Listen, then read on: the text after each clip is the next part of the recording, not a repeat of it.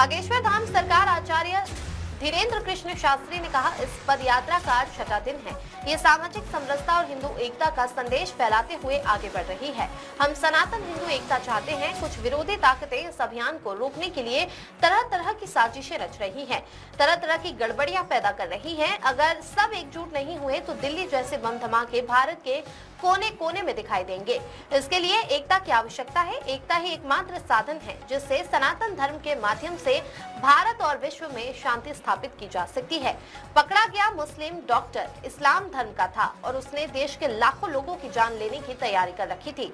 हम भारत के पूरे खुफिया तंत्र को उस RDX को पकड़ने के लिए धन्यवाद देते हैं जो कई शहरों को तबाह कर सकता था, लेकिन दिल्ली की घटना निश्चित रूप से नहीं होनी चाहिए थी। आज की पदयात्रा में हम आह्वान कर रहे हैं सामाजिक समरसता के लिए, भारतीय और सनातनी एकता के लिए। पूरे भारत में एक साथ आए, 16 तारीख को वृंदावन आए, वरना हर मोहल्ले में धमाके होंगे। छठवां दिन है इस पदयात्रा का। निर्विघ्न रूप से सामाजिक समरसता को संदेश देता हुए जगह जगह चौपालें लगाते हुए पदयात्रा बढ़ रही है। आज सराय खटोला में वंशकार परिवार जो वाद्य यंत्र के द्वारा मंगल काजों में बैंड बाजा आदि की सेवा करते हैं, उनके साथ बैठकर, साधु संतों के साथ बैठकर सड़क पर भोज किया। सामाजिक समरसता का संदेश, हिंदू एकता का संदेश दिया। हम इस देश में सनातन हिंदू एकता चाहते हैं। सनातनियों में हम भेदभाव, छुआछूत मुक्त चाहते हैं। कुछ विरोधी ताकतें इस कार्य को, इस मिशन को रोकने के लिए तरह तरह के षड्यंत्र कर रही हैं, तरह तरह के उपद्रव कर रही हैं। हमको यही जवाब देना चाहेंगे, जो भी इस पदयात्रा का विरोध कर रहा या फिर हिंदुओं को डराने के लिए तरह तरह के षड्यंत्र कर रहा, हम एक बात कह दें, हम न रुकेंगे न डरेंगे।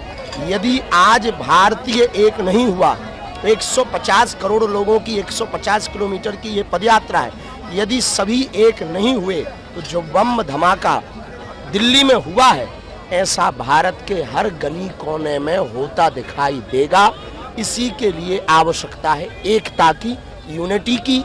यूनिटी ही एकमात्र माध्यम है जिससे भारत में शांति, विश्व में शांति सनातन के द्वारा स्थापित की जा सकती है। इसलिए यह पदयात्रा की जा रही। अब आगे भी और पदयात्रा करेंगे।